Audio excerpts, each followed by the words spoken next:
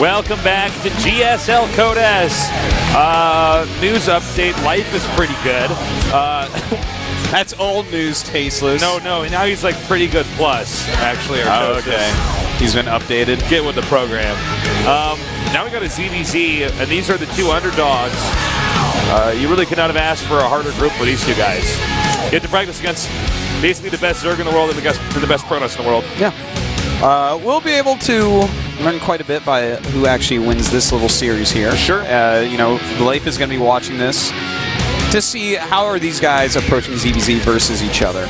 You know, yeah, that does put Life at another advantage in that sense as well. He gets to watch these games. Certainly, whereas they just watch Partying against Life, and that's not going to give them anything other than Partying's going to play tricky, and they probably can't just make a group of Hydras and kill him.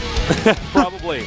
You know, it's kind of funny because, I don't know, man. It's when you see Party do a build that clever and it gets shut down, like just completely denied. Yeah. That's crazy. Yeah. Well, that's, you know what it's like, because it is so clever. It's like when you see sometimes people like Theorycraft, they're like, and then you get the Nidus Worm. Now, while you're getting the Nidus Worm, you're dropping creep in front of their base to make them think you're doing something at the front. And it's like, yeah, that's an elaborate plan, and it's cute, but it's not going to work. And that's if you really want to get better at StarCraft, you should probably stop talking about it all the time on the forum. Play a lot more. But well, that's where it's like, well, this is... Okay, so you made a cool plan, but how does this look in execution? Yeah. And the thing is, Party, it's like, well, that was a really intelligent plan, but in execution, he was slaughtered. There's a lot of people in our studio today, man. Yeah, man. Life and Party are playing. Yeah. And Boong Boong, duh. Let's take a look at the highlights of these two players before we go into the match.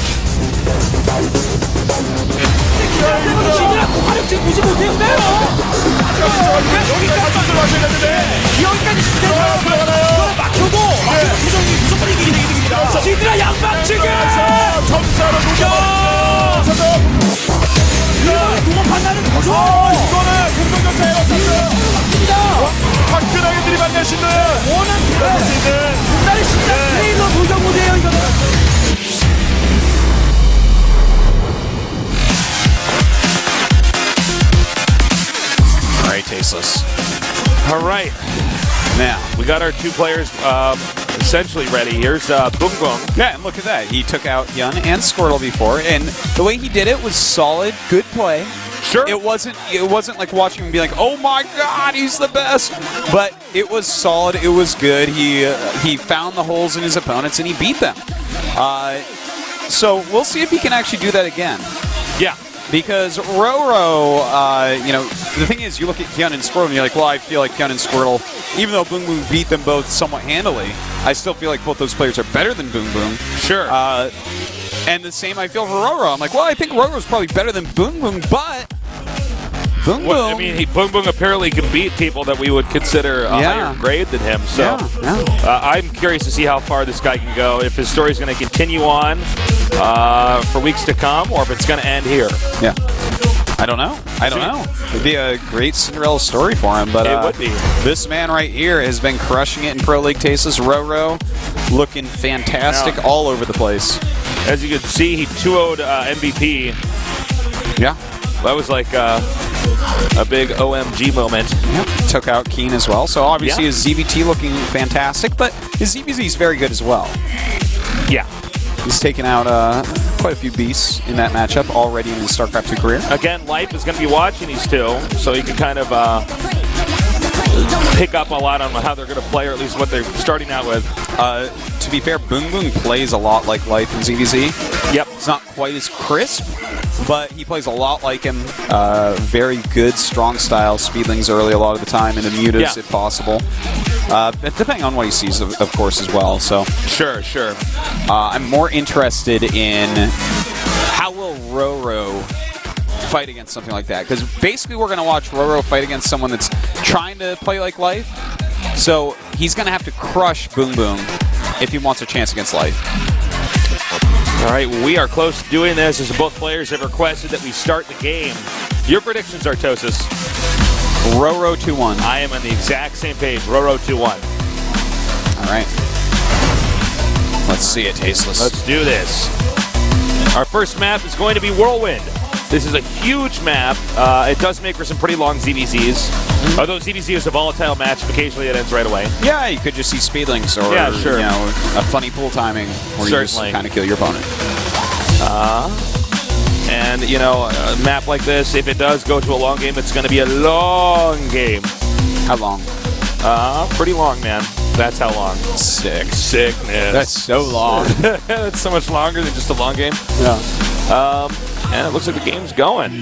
So we're going to go ahead and throw this up on screen for you guys. So get ready, because we're here in Seoul, Korea, where the best StarCraft 2 players in the world reside to compete in the most competitive esports show of all time, the GSL Code S.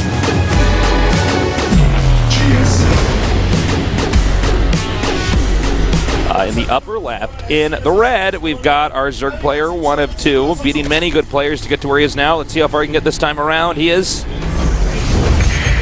BBoongBBoong.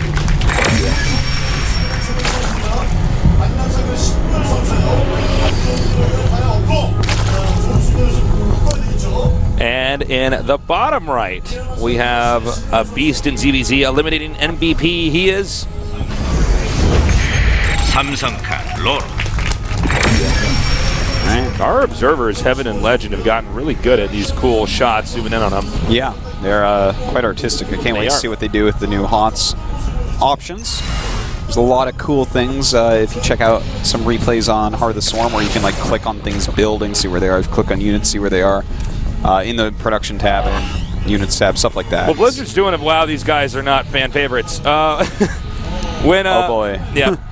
Well, that's who can blame the people voting there? What was I going to say?